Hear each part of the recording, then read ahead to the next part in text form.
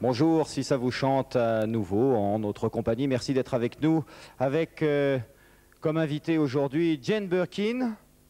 Oui, non, mais on l'applaudit là, bah oui, c'était maintenant, hein. On l'a répété longtemps pourtant. Et Michel Piccoli.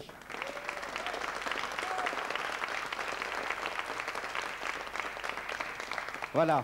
Pourtant, ça marchait bien la répétition, hein. Non, mais ça fait rien, on y reviendra après. Merci d'être avec nous. Je sais que c'est pas facile, Jane Birkin, quand on est tous les soirs sur une scène de théâtre de l'après-midi, comme ça, sur le coup des 18h, et dans une émission de télévision, avec les répétitions, etc. Tout ça. Vous avez besoin de vous concentrer beaucoup avant de monter sur scène au théâtre? Pas à partir du 4h de l'après-midi, en tout cas. C'est très bien d'être ici. Non, j'ai besoin de concentration quand je suis là-bas. Intensément, c'est tout. Vous êtes de ces comédiennes qui ont besoin d'arriver très longtemps à l'avance, de réfléchir beaucoup dans leur loge, faut pas qu'on les dérange. Non, mais je ne crois pas que je sois je ne connais pas des habitudes particulières à ça. Chacun son truc. Non, non, non. Moi, je suis toujours avec mes mots.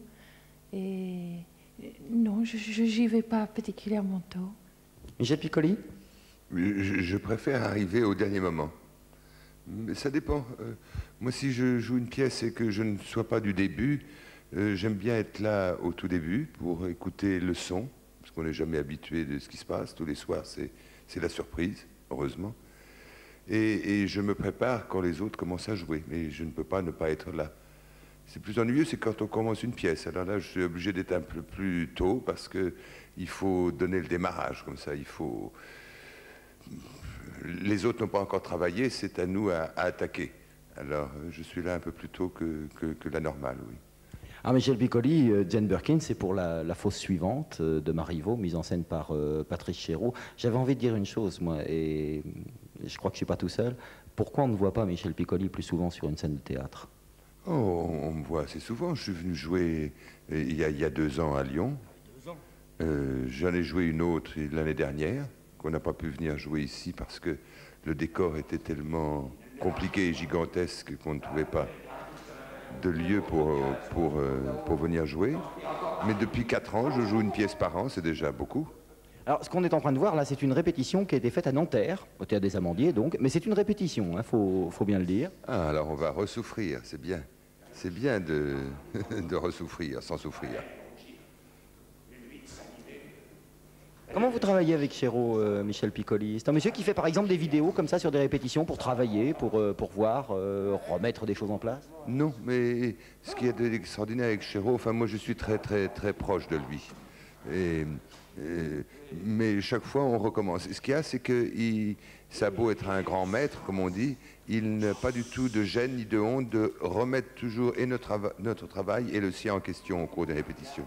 Et quelquefois, c'est pas un truc à lui, mais c'est souvent au dernier moment qu'il trouve les choses essentielles. Mais au départ, ça commence par beaucoup d'explications, on décortique le texte, il raconte un tas d'histoires sur la pièce et sur un tas d'autres choses, parce que c'est pas seulement, il faut pas seulement parler de ce qu'on fait dans la vie, il faut parler de ce qu'on vit. Et puis, mais là, ça a été particulièrement pénible, il faut dire, les répétitions. À la fin, avant les représentations, il y avait même une espèce de mauvaise humeur qui régnait entre nous. Quand j'y pense, j'en souris, mais sur le moment, on ne souriait pas du tout. C'est vrai, ça, Jane Birkin, il y avait un peu de mauvaise humeur, vous avez ressenti ça? Écoute, moi c'était différent parce que c'est la première fois que j'ai connu 8 semaines de huis clos avec un metteur en scène et des acteurs, vos partenaires. Pour moi c'était la fascination parce que Chéreau nous donnait tout son vécu, toute sa vie privée, toutes les choses qu'il a connues, qui lui a fait souffrir. Il vous donnait son histoire, si ça peut vous aider. Parce que parfois, Marivaux me semblait des situations de ne pas tous les jours, pas des situations de tous les jours. En fait, il les a rendues parfaitement, pas quotidiens, mais proches. Ça fait que je me sentais de plus en plus proche à ce personnage. Et je l'écoutais avec fascination, comme d'écouter un psychologue, comment il parlait avec Michel, avec Laurence Bordil, avec Didier Sandre. Moi, j'ai trouvé ça fascinant. D'ailleurs, je crois que c'est ce que j'aimais le plus. C'était des répétitions et de l'entendre parler. Ça vous ennuie de vous revoir, Jane Birkin, comme on vient de vous revoir là pendant une répétition? Oui, je n'ai pas regardé. Je n'ai pas regardé. Je n'aime pas ça en principe beaucoup. De toute façon, le moitié de la fascination pour moi, c'était le fait de faire quelque chose qui était éphémère. Dans le théâtre, c'était de la séduction pour moi, c'était bien ça. Et les acteurs de théâtre m'en en avaient toujours parlé. Quand j'ai dit, oh, c'est dommage qu'il n'y avait pas un film de ça ou ça. Et ils ont dit, non, justement, ça qui est un peu magique, c'est donné à ce moment-là pour les gens qui sont là. Et c'est tout. On va essayer d'avoir un petit peu de magie dans cette émission avec plein de gens qui sont là en direct avec nous. Monsieur Noé Willer, toi, fan public, c'est le titre, et ça marche bien partout.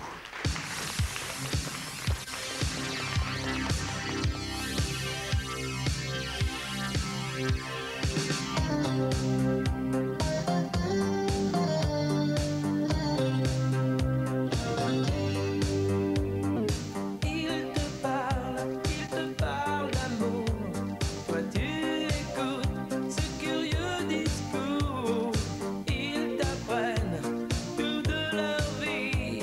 S'ils sont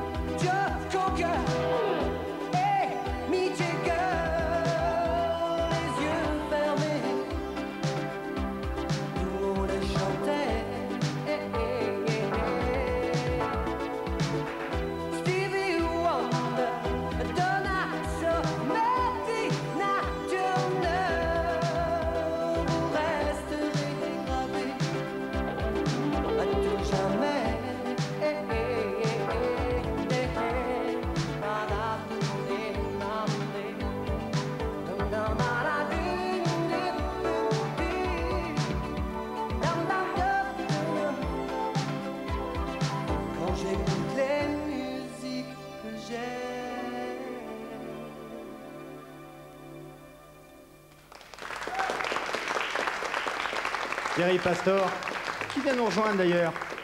Thierry Pastor, les musiques noires, et on retrouvera après 2 ans d'absence, enfin on le retrouve après 2 ans d'absence, les musiques noires, c'est le disque qui vient de sortir, et puis ce qu'il chantera tout à l'heure, ça vous remettra peut-être 2-3 bricoles en mémoire, parce que ça a été vraiment un gros tube. Alors on est au piano bar, parce que j'ai une vieille passion pour les pianistes de bar, parce que je trouve que c'est un métier complètement ingrat, et je trouve qu'il faut être très fin musicien pour être pianiste. Et Noé Wheeler me murmurait quelque chose tout à l'heure. Il paraît que Noé Wheeler a accompagné Michel Piccoli. Oui, je l'ai accompagné à la batterie. Il nous faisait un numéro de cabaret extraordinaire, un personnage très cocasse qui s'appelle Buffalo Bill, dans un petit cabaret des Halles, et j'étais à la batterie. Je faisais 2-3 roulements et Michel clamait des choses extraordinaires parce que Buffalo Bill était peut-être un personnage de cabaret, justement. Ça devait être ça, hein? Un personnage de cirque, oui, comme dit Michel Piccoli. Ben voilà, il y a des rencontres qui se font comme ça. Mais c'est merveilleux, je suis ravi de le rencontrer. Je m'y attendais absolument pas. Voilà, alors ça arrive souvent quand on est dans certains cabarets qui traînent à Lyon. On trouve un pianiste comme ça qui fait des choses. Alors on discute au bar, on boit des verres, on s'occupe absolument pas de ce que le pianiste fait. Je trouve ça totalement déplorable. C'est pas un peu frustrant, Michel Boulan, comme ça, de jouer alors qu'il y a des gens qui parlent de tout à fait autre chose, qui parlent de théâtre, de musique, d'affaires, souvent. Non, pas toujours. C'est pas un peu frustrant, non? Non, pas toujours, parce qu'on arrive quand même de temps en temps à capter un petit peu l'auditoire. C'est ça qui est intéressant. Ouais. Puis il arrive de temps en temps, quand sur le coup des 4h ou 5h du matin, on pousse le pianiste de bar. Alors il vous fait Nuit de Chine. Vous pouvez nous faire une Nuit de Chine, alors, parce qu'il y a le monsieur qui arrive à 2h du matin. Vous ne pouvez pas me faire Nuit de Chine, s'il vous plaît? Faites pas Nuit de Chine, par exemple. Vous ne pouvez pas faire Nuit de Chine. Faites-moi, je sais pas, quelque chose de connu, parce qu'on demande toujours des airs célèbres. Oui. Pour ça, il faut glisser le billet. En règle générale, il y a un verre sur le bar. Oui, on glisse un billet. Oui, c'est exact.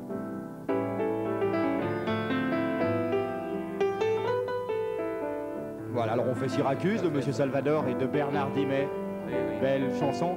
Et puis, je disais que sur le coup des 4h ou 5h du matin, on pousse un peu le pianiste de bar dans ses derniers retranchements. Et puis là, il vous dit, non mais je compose aussi un peu, puis j'écris un petit peu aussi des chansons.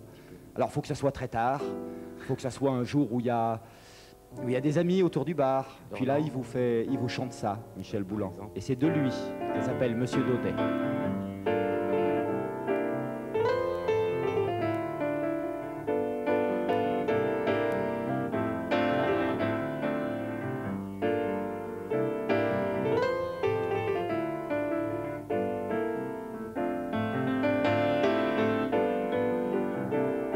Les ailes du moulet du bon maître Cornille ont achevé le ronde dans la gueule du loup, où elles ont rejoué la biquette imbécile qui refaisait le monde et se moquait de tout.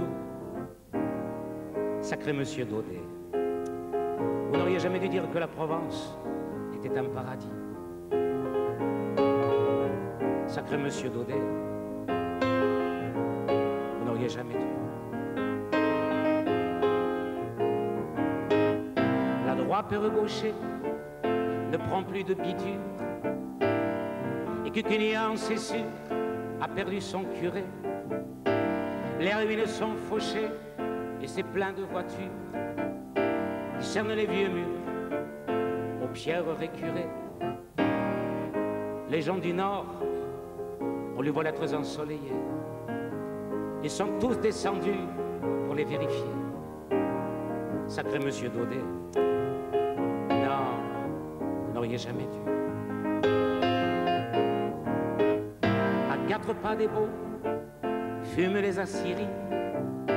Le Rhône est pollué, la Durance endiguée. La Camargue au taureau ne produit que du riz. Et le palais des papes abrite des congrès. Sacré Monsieur Daudet, vous n'auriez jamais dû dire que la Provence était mieux que Paris. Sacré Monsieur Daudet, non, vous n'auriez jamais dû. Mon pays, tu t'es donné au diable, tu as vendu ton âme, mes bras et ton terroir. Mais tu es mon pays, et je te crois capable de retrouver la flamme aux lueurs de l'espoir.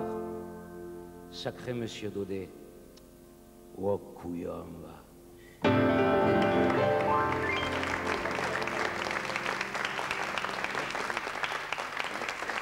Voilà ce qui se passe.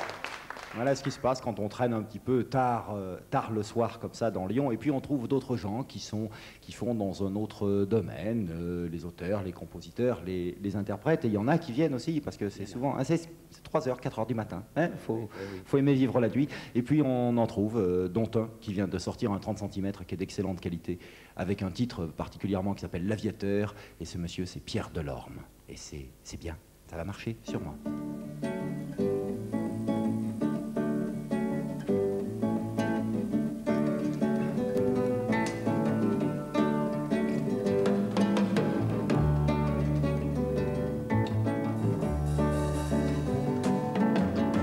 Maintenant qu'il dort tout le temps, il doit être bien content. Il doit avoir ses dents, des vraies dents de cheval. Ah monsieur l'aviateur, on est content pour toi. Même si les oiseaux se moquent un peu de toi.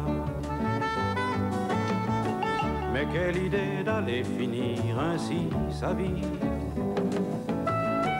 dans une boîte en bois qui va pas s'envoler. Dormez-vous, monsieur Jacques, dormez-vous. Y a pas Matine qui sonne, on a le temps sur l'île. Dormez-vous, monsieur Jacques, dormez-vous.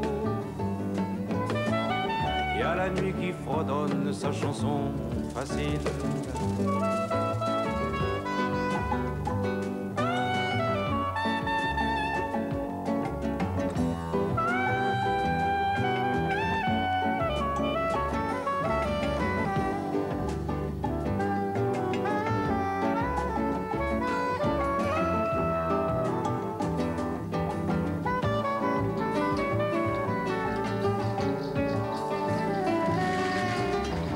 maintenant qu'il a tout le temps avec ses sacrées dents. Il doit rire en rêvant aux femmes infidèles. Monsieur navigateur, on est content pour toi. Même si les pirogues rigolent un peu de toi.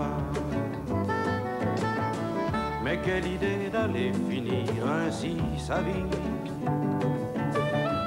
dans une boîte en bois qui va pas naviguer. Dormez-vous, monsieur Jacques, dormez-vous. Il y a les femmes qui dansaient la fête sur l'île. Dormez-vous, monsieur Jacques, dormez-vous.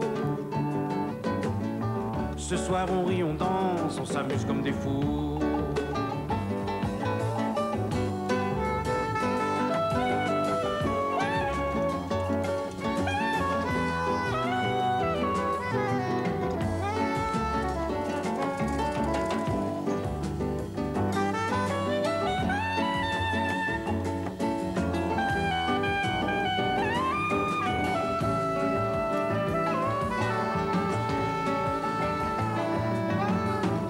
Si l'éternité demain te paraît longue, va-t'en donc réveiller celui qui dort à côté. Celui-là c'est un bon qui s'appelle Monsieur Paul. En 2 coups de crayon il te tire le portrait. Vas-y monsieur chanteur, on sera content pour toi. Ça fera un de ses portraits, un portrait de cheval. Dormez bien, monsieur Jacques, dormez bien. Voilà le matin qui vient, qu'est-ce qui fait beau sur l'île. Dormez bien, monsieur Jacques, dormez bien. Il y a la vie qui fredonne sa chanson facile. Il y a la vie qui fredonne sa chanson facile.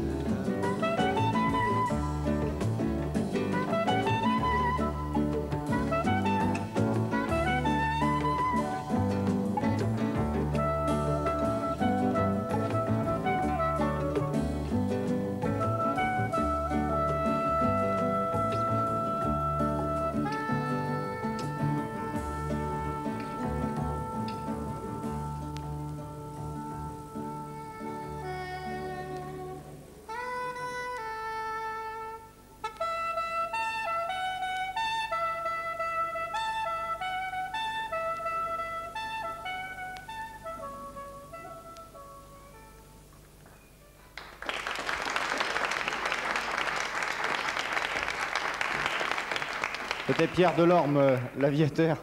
Roger Borniche, on se croirait dans un sous-sol de la prison de la Santé, là, presque. Oui, tout à fait. Les poutrelles métalliques, les barrières, vraiment, c'est la cage. Ça ressemble un peu, hein? Bien sûr, beaucoup d'ailleurs. Alors, Roger Borniche, vol d'un nid de bijoux, c'est un roman, c'est une histoire vraie? C'est une histoire vraie, c'est un récit autobiographique. C'est un vol important qui s'est déroulé en 1949 sur la Côte d'Azur.